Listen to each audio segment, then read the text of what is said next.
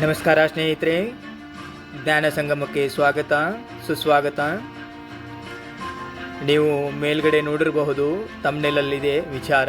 ಆ ವಿಚಾರದ ಬಗ್ಗೆನೇ ಮಾತಾಡ್ತಾ ಇದ್ದೀವಿ. ಅದ್ಯಾಕೋ ನನ್ನ ತಲೆಗೆ ಈ ಒಂದು ವಿಚಾರ ಬಹಳ ದಿನದಿಂದ ಕೊರಿತಾ ಇತ್ತು. ಕಾನೂನು ನಿಜವಾಗ್ಲೂ ಬಡವರಿಗೂ ಒಂದೇ ರೀತಿ ಕೆಲಸ ಮಾಡುತ್ತಾ, ಅಥವಾ ಶ್ರೀಮಂತರಿಗೆ ಒಂದು ರೀತಿ ಕೆಲಸ ಮಾಡುತ್ತಾ, ಅಥವಾ ರಾಜಕಾರಣಿಗಳಿಗೆ ಒಂದು ರೀತಿ ಕೆಲಸ ಮಾಡುತ್ತಾ ಅಂತಕ್ಕಂಥ ಅನುಮಾನಗಳು ನನಗೆ ತುಂಬ ಕೊರಿತಾ ಇತ್ತು. ಅದರ ಬಗ್ಗೆ ನಾನು ಒಂದು 2-3 ದಿನದ ಹಿಂದೆ ನಾನು ಸುಮಾರು ವೆಬ್ಸೈಟ್ಗಳಲ್ಲಿ ಮತ್ತು ಕೆಲವು ಪಠ್ಯಗಳಲ್ಲಿ ನೋಡಿದೆ. ಎಸ್, ಅಫ್ಕೋರ್ಸ್, ಅದು ಕಾನೂನಿಗೂ ಕೂಡ 2 ಮುಖಗಳಿದ್ದಾವೆ. ಅದು ಸಾಮಾನ್ಯರಿಗೊಂದು ಮತ್ತು ಸ್ಥಿತಿವಂತರಿಗೂ ಒಂದು ಅನ್ನುವಂಥದ್ದು ಸತ್ಯವಾಗಿ ಗೊತ್ತಾಯಿತು.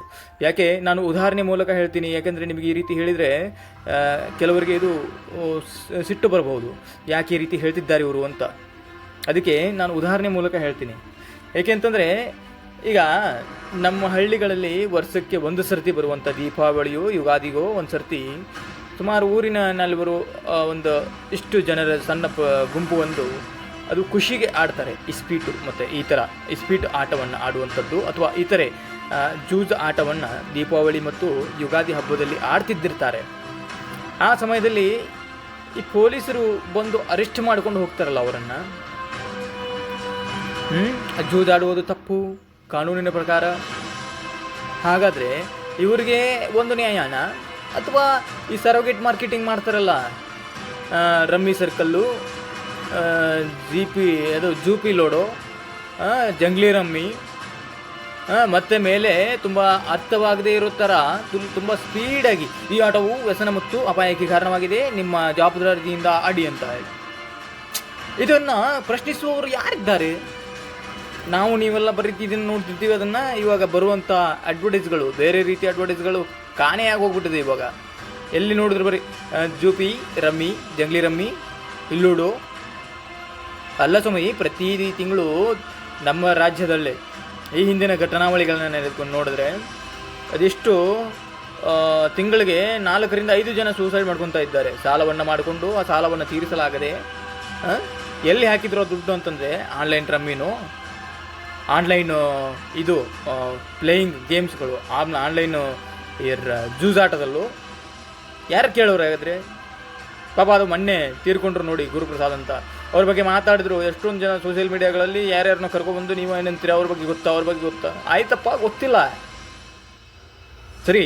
ಅವ್ರ ಬಗ್ಗೆ ಹಿಂದಿನ ಅದೇನೋ ಇತಿಹಾಸ ಪೂರ್ವಾಪರಗಳನ್ನು ವಿಚಾರ ಮಾಡೋದಕ್ಕಿಂತ ಹೆಚ್ಚಾಗಿ ಒಂದು ಸರ್ತಿ ಎಲ್ಲರೂ ಹೋಗೋಡ್ರಿ, ಒಂದು ಸರ್ತಿ ನೋಡೋಣ ban surrogate marketing in India ಅಂತೇಳಿ ಹ್ಯಾಶ್ಟ್ಯಾಗ್ ನೋಡಿರಿ, ಹ್ಯಾಶ್ಟ್ಯಾಗ್ ಟ್ರೆಂಡಿಂಗ್ ಮಾಡಿರಿ ನೋಡೋಣ ಟ್ವಿಟರಲ್ಲಿ. ಯಾರು ಮಾಡ್ತೀರಾ? ಆಲ್ಮೋಸ್ಟ್ 180 ಜನ ನೀವು ಆಡೋರೆ ಅಲ್ವಾ. ಅದೇ ನಾನು ಯಾಕೆ ಕೋಪಗೊಂಡೆ ಅಂತಂದರೆ, ಅದೆಷ್ಟೋ ಬಡ ಮಕ್ಕಳು, ಬಡ ಜನತೆ ದುಡಿಯೋದೇ ದಿನಕ್ಕೆ 200-300. ಇವರು ದುಡ್ಕೊಂಡು ಬಂದಿರೋದನ್ನು ಈ ಜಂಗ್ಲಿ ರಮ್ಮೀನು, ಕ್ಯಾಶಿಫೈಡು, ಅದು ಯಾವುದೋ ಬರ್ತಾಯಿದ್ದಲ್ಲ, ಜೂಪಿ ಲೋಡೋ ಎಲ್ಲ ಬಾಯಿ ಬಿಟ್ಟು ಹೇಳಬಾರ್ದು. ಈ ಥರ ಸರೋಗೇಟ್ ಮಾರ್ಕೆಟಿಂಗ್ ಮಾಡುವಂಥ ಎಷ್ಟೋ ಆನ್ಲೈನ್ ಪ್ಲೇಯಿಂಗ್ ಗೇಮ್ಸ್ ವೆಬ್ಸೈಟ್ಗಳಿಗೆ ದುಡ್ಡು ಹಾಕ್ತಾರೆ. ಫಸ್ಟು ಮೂಗಿಗೆ ಬೆಣ್ಣೆ ಹಚ್ತಾರೆ. ನಾಲ್ಗೆ ಮೂಗು ಮಟ್ಟ ಹೋಗಲ್ಲ, ಮೂಗು ಮುಟ್ಟೋದಕ್ಕಾಗಲ್ಲ ನಾಲ್ಗೆಯಿಂದ. ಸುಮ್ಮನೆ ಅದು ಮೂಗಿಗೆ ಬೆಣ್ಣೆ ಹಚ್ಚೋದು, ಇವ್ರು ಪ್ರತಿದಿನ ನಾಲ್ಗೆ ಹೊರೆ ಹಚ್ಚೋದು, ಮೂಗು ಮುಟ್ಸ್ಕೊಳಕ್ಕೆ ಹೋಗೋದು, ಅದು ಮುಟ್ಟಲ್ಲ. ಇದನ್ನು ಹೆಂಗಾದ್ರೂ ಮಾಡಿ ಅದನ್ನು ಗೆಲ್ಲಲೇಬೇಕು ಅನ್ನೋ ಹುಚ್ಚು ಅಭಿಲಾಷೆಯೊಂದಿಗೆ ದುಡ್ಡು ಹಾಕೋದು. ಎಲ್ಲಿಂದ ತಂದು ಅದಕ್ಕೆ ದುಡ್ಡು ಹಾಕಿ ಪ್ರತಿದಿನ ಗೇಮ್ ಆಡೋದು. ಒಂದಿನ ಏನೋ 10 ರೂಪಾಯಿ ಸಿಕ್ತು ಅಂತ ಹೇಳಿ ಅವ್ರು ಜೋಬಿಂದ ಕತ್ತರಿಸುವಂಥದ್ದು 1000 ರೂಪಾಯಿ ಕತ್ತರಿಸ್ತಿರ್ತಾರೆ. 10 ರೂಪಾಯಿ ಆಸೆ ತೋರಿಸಿ 1000 ರೂಪಾಯಿ ಕಳ್ಕೊಳ್ಳುವಂಥದ್ದು. ಇದು ಬಿಡಿ, ಸರೋಗೇಟ್ ಮಾರ್ಕೆಟಿಂಗಲ್ಲಿ ಇದು ಒಂದೇ ಅಲ್ಲ, ಇನ್ನೂ ಇದ್ದಾವೆ. ಅದ್ಯಾವುದು ನಾನು ಕೇಳಿದೆ, ಪ್ರತಿದಿನ ಬರ್ತಾಯಿತ್ತು ಮೊದಲು, ಈಗ ಬರಲ್ಲ ಬಿಡಿ. ಅದ್ಯಾವುದು ಓಲ್ಡ್ ಟವರನ್ನು, ಆಮೇಲೆ ಡ್ರಿಂಕಿಂಗ್ ವಾಟ್ರು, ಅದ್ಯಾವುದು ಇಂಪೀರಿಯಲ್ ಬ್ಲೂ ಮ್ಯೂಸಿಕಲ್ CDs ಅಂತ. ನಾನು ಜೀವನದಲ್ಲೇ ನೋಡಲಿಲ್ಲ ಇಂಪೀರಿಯಲ್ ಬ್ಲೂ ಮ್ಯೂಸಿಕ್ CDsಗಳನ್ನು.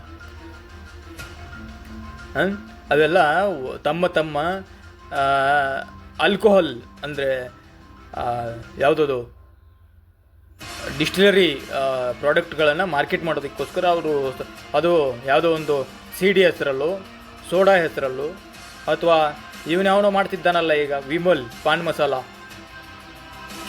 ಅದು ಯಾವುದು ಇದು ಏನಂತಂದರೆ ಇಲಾಚಿ, ಸಿಲ್ವರ್ ಕೋಟೆಡ್ ಸಫ್ರನ್ಸ್ ಅಂತ. ಎಲ್ಲಿರುತ್ತೆ ಅದರಲ್ಲಿ? ಒಂದು ಇಲಾಚಿ ಒಂದೇ ಒಂದು ತೋರಿಸಿ ನೋಡೋಣ, ಏಲಕ್ಕಿ ಕಾಳನ್ನ ಅದರಲ್ಲಿ. ಸುಮ್ಮನೆ ಸರೋಗೇಟ್ ಮಾರ್ಕೆಟಿಂಗಲ್ಲಿ ಅದು ನಾವು ಇದು ಕಾನೂನಿನಲ್ಲೂ ಕೂಡ ಸರೋಗೇಟ್ ನೀವು ಮಾಡಬೇಕು ಅಂತ ಇದ್ದರೆ ಅದನ್ನು ನೇರವಾಗಿ ಹೇಳಿಬಿಟ್ಟು ಮಾಡಬೇಕು ಅಂತಲೇ ಇದೆ ಕಾನೂನಿನಲ್ಲಿ. ಇದು ಸರೋಗೇಟ್ ಮಾರ್ಕೆಟ್ ಅಂತಲೇ ಇದೆ. ಈ ಸರೋಗೇಟ್ ಮಾರ್ಕೆಟಿಂಗು ಈ ರೀತಿ ಇದೆ, ಇದನ್ನು ಬಳಸೋದು ಬಿಡೋದು ನಿಮಗೆ ಬಿಟ್ಟಿದ್ದು ಅಂತ ಹೇಳಿ ಅದು ತೋರಿಸೋ ರೀತಿ ತೋರಿಸೋದು. ಮತ್ತು ಮೇಲೆ ಅದಕ್ಕೆ ಒಳಗಡೆ ಏಲಕ್ಕಿ, ಸಿಲ್ವರ್ ಕೋಟೆಡ್ ಏಲಕ್ಕಿಗಳು. ಇದು ಒಂದೇ ಅಲ್ಲ, ಇದು ಒಂದೇ ವಿಚಾರಕ್ಕೆ ನಾನು ಈ ರೀತಿ ಮಾತುಗಳನ್ನ ಹೇಳ್ತಾ ಇಲ್ಲ ಕಾನೂನಿನ ವಿರುದ್ಧವಾಗಿ. ಆದರೆ ಇವಾಗ ನಿನ್ನೆ ಮೊನ್ನೆ ನೋಡ್ತಾ ಇದ್ದೀರಿ ಅದೆಷ್ಟು ವಿಚಾರಗಳನ್ನು ಸ್ಟೇಟ್ ಗೌರ್ಮೆಂಟು, ಅಂದರೆ ನಮ್ಮ ನಮ್ಮ ಸ್ಟೇಟ್ ಗೌರ್ಮೆಂಟ್ ಹೆಸರುಗಳು ಬೇಡ, ಈಗ ಪ್ರಸ್ತುತ ಆಡಳಿತದಲ್ಲಿರುವಂಥ ಸ್ಟೇಟ್ ಗೌರ್ಮೆಂಟ್ ಮಾಡಿಕೊಂಡ್ರೆ ಎಡವಟ್ಟುಗಳು ಒಂದೋ ಎರಡೋ.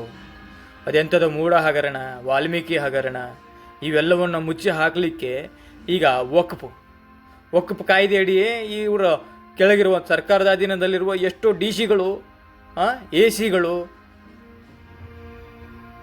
ಇವರ ಮೂಢ ಹಗರಣವನ್ನು ಕಣ್ಮರೆ ಮಾಡೋದಕ್ಕೆ ಅಥವಾ ಬೇರೆ ಯಾವುದೋ ಒಂದು ವಿಚಾರವನ್ನು ಮುನ್ನೆಲೆಗೆ ತರಲಿಕ್ಕೆ ಡಿಸಿಗಳು ಮಾಡಿಕೊಂಡಿರುವಂಥದ್ದು. ಇದು ರಾಜ್ಯ ಸರ್ಕಾರದ ಅನತಿಯಂತೆ ಸರ್ಕಾರಿ ನೌಕರರುಗಳು ಇತ್ತೀಚೆಗೆ 1970 ಈಚೆಗೆ 2014-15ರಲ್ಲೂ ಪಹಣಿಯಲ್ಲಿ ಇಲ್ಲದೇ ಇರುವಂಥ ವಕ್ಫ್ ಹೆಸರುಗಳು ಇತ್ತೀಚೆಗೆ ಶುರುವಾಗಿದೆ. ಪಹಣಿಯಲ್ಲಿ ವಕ್ಫ್ ಅಧೀನದಲ್ಲಿದೆ.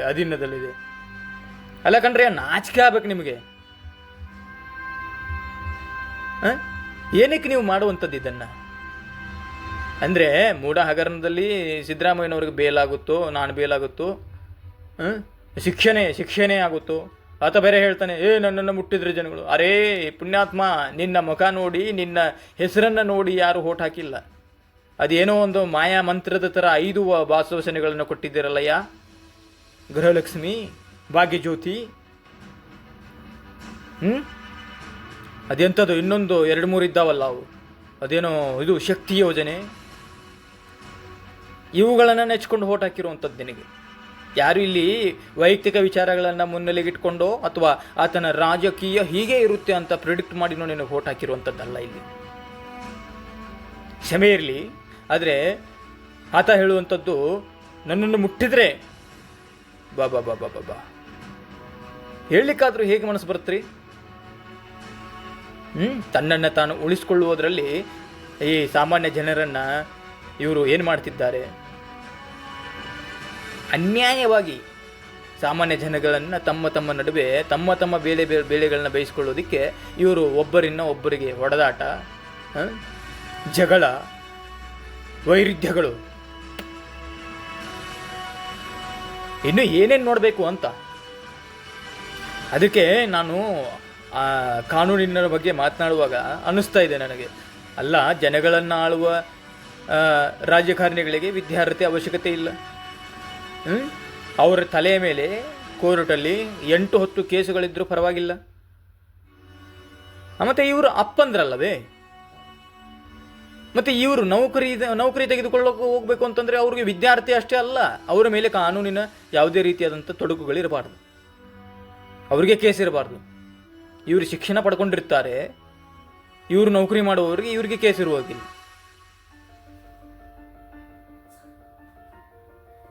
ಅದಕ್ಕೆ ಹಿರಿಯಪ್ಪನ ಚಾಳಿ ಮನೆಮಂದಿಗೆಲ್ಲ ಅಂತೇಳಿ ರಾಜಕಾರಣಿಗಳು ಭ್ರಷ್ಟರಾಗಿದ್ದರೆ ಅವರ ಕೆಳಗಿರುವವರು ನಮ್ಮನ್ನು ಸಿವಿಲ್ ಸರ್ವೆಂಟ್ಸ್ಗಳು ಇವರು ಭ್ರಷ್ಟರೇ ಆಗ್ತಾರೆ. ಹೊಲನೇ ಎದ್ದು ಬೇಲಿನೇ ಎದ್ದು ಹೊಲ ಮೇಯ್ದಿರುವಾಗ ಆ ಹೊಲದ ಮಾಲೀಕ ಏನು ಮಾಡ್ಯಾನು?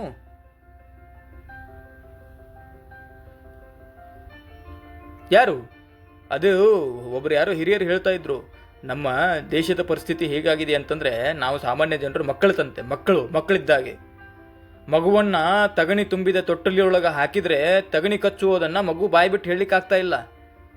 ಮಗು ಅಳೋದು, ಮಗು ಯಾಕೆ ಅಳ್ತಿದೆ ಅಂತ ನಮಗೆ ಅರ್ಥ ಆಗ್ತಾ ಇಲ್ಲ. ಹಾಗಾಗ್ಬಿಟ್ಟಿದೆ. ಜನಸಾಮಾನ್ಯರ ನೋವು ವೇದನೆಗಳು ಯಾರು ಕೇಳುವರಿಲ್ಲ ಇಲ್ಲಿ.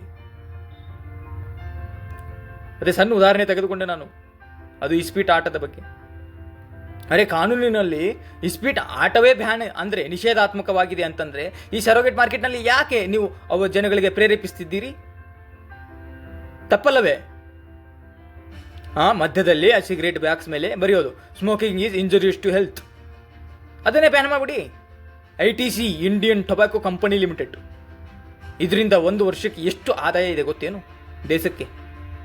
ಹಾಗಾಗಿ ಈ ITC ಅನ್ನುವಂಥದ್ದನ್ನು ಬ್ಯಾನ್ ಮಾಡ್ಲಿಕ್ಕೆ ಆಗ್ತಾ ಇಲ್ಲ.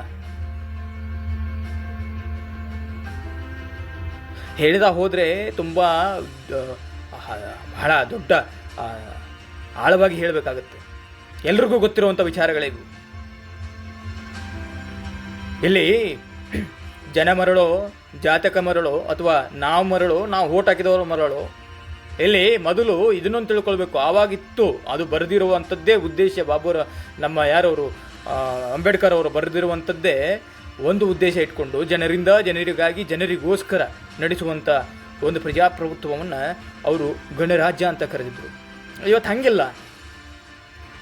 ಹಣದಿಂದ ಹಣಕ್ಕಾಗಿ ಹಣಕ್ಕೋಸ್ಕರ ನಡೆಸುವಂಥ ಸರ್ಕಾರ ಆಗೋಗ್ಬಿಟ್ಟಿದೆ. ಹಣ ಇದ್ದವನಿಗೆ ಇವತ್ತು ವ್ಯಾಲ್ಯೂ.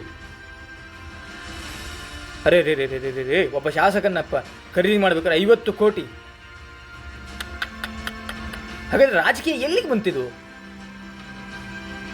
ಹಂಗಾರೆ ಗಾಂಧಿ ತಂದುಕೊಟ್ಟ ಸ್ವಾತಂತ್ರ್ಯ ಎಲ್ಲೋಯ್ತು? ಗಾಂಧಿ ಕನಸು ಎಲ್ಲೋಯ್ತು? ಮಾತೆತ್ತಿದ್ರೆ ಮಹಾತ್ಮ ಗಾಂಧಿ ಅದು ಹೇಳಿದ್ರೆ, ಮಹಾತ್ಮ ಗಾಂಧಿ ಇದು ಹೇಳಿದ್ರೆ,